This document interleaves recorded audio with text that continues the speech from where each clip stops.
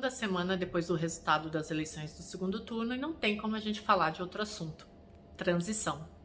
Eu sou Deise Ocari, jornalista e cientista política. O presidente reeleito Lula voltou agora das férias dele, né? E o presidente Jair Bolsonaro disse que tá com a imunidade baixa, né? Na semana passada ele teve só 4 dias de compromissos oficiais, foi isso que ele teve depois das eleições, e agora ele tem andado mais recluso, né? O presidente reeleito assume agora a equipe de transição, e esse é um dos principais assuntos do vídeo, também uma das matérias mais faladas pela imprensa, e a gente vai falar sobre isso agora.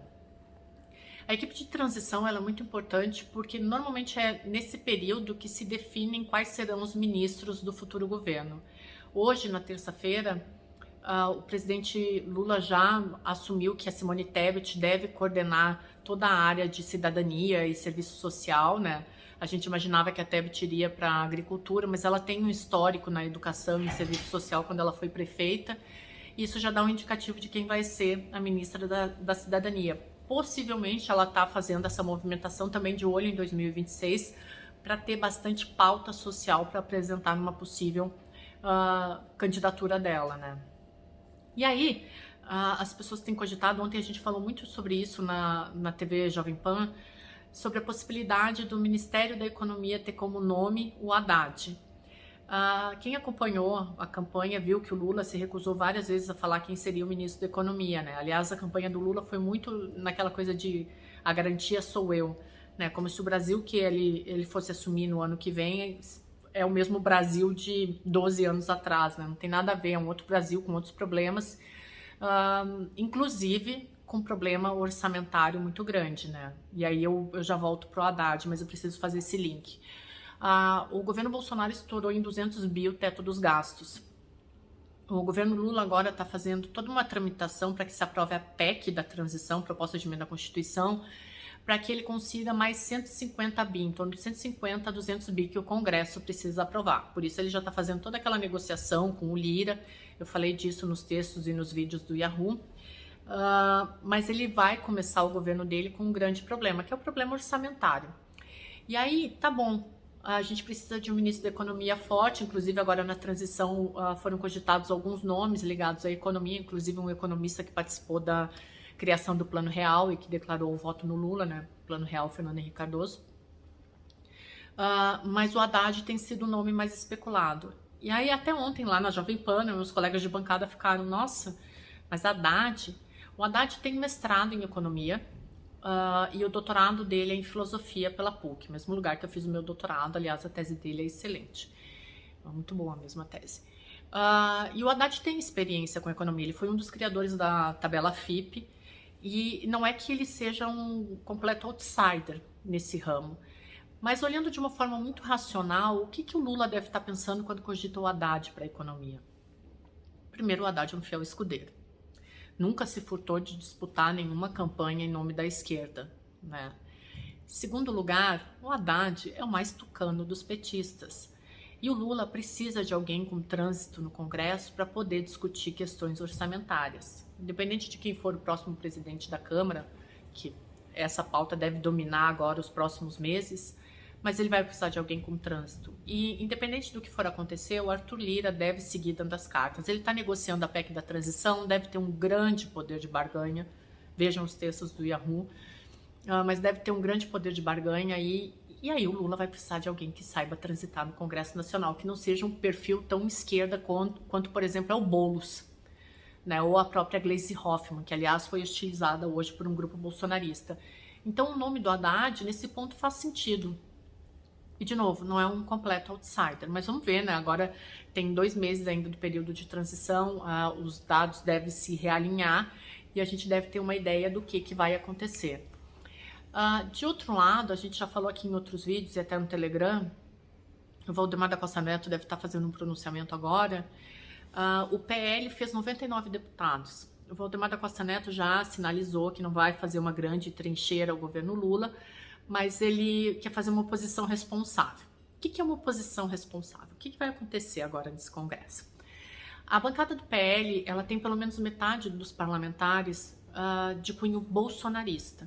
Então, é uma característica diferente no Congresso Nacional, que são parlamentares que vão alinhados a essa pauta de costume do Bolsonaro. Então, por exemplo, quando cai alguma questão sobre o meio ambiente ou alguma pauta social no Congresso, essa bancada vai travar.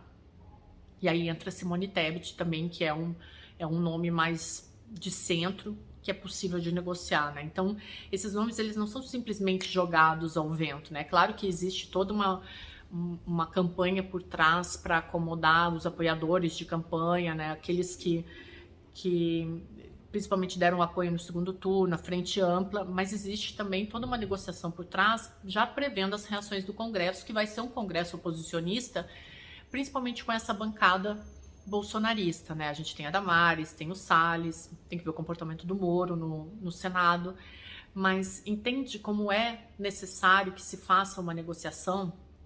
O Valdemar da Costa Neto deve dar um cargo para o Bolsonaro com direito a advogados, hotel, escritório, tudo pago pelo partido. Valdemar da Costa Neto nunca deu entrevista depois do Mensalão, porque ele foi um dos grandes alvos do Mensalão. Ele fala hoje, depois ali no grupo do Telegram eu dou uma repercussão maior e uma análise do que o Valdemar falou.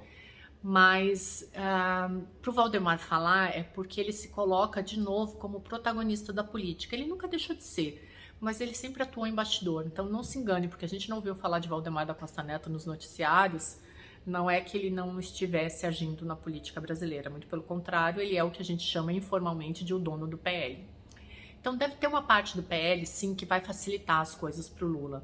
Não se enganem que vai ser essa oposição toda cachapante, mas vai ter uma parte ideológica, sim, que vai fazer frente. E aí, se o Bolsonaro souber usar da inteligência dele, e eu falo isso sem o menor juízo de valor, se ele souber usar a inteligência dele, ele pode se cacifar como uma liderança, sim, uma liderança capaz de formar bases no Congresso. Quem leu o meu livro sabe que o Bolsonaro, nos governos Lula, ele foi mais oposição do que o próprio PSDB e o PFL.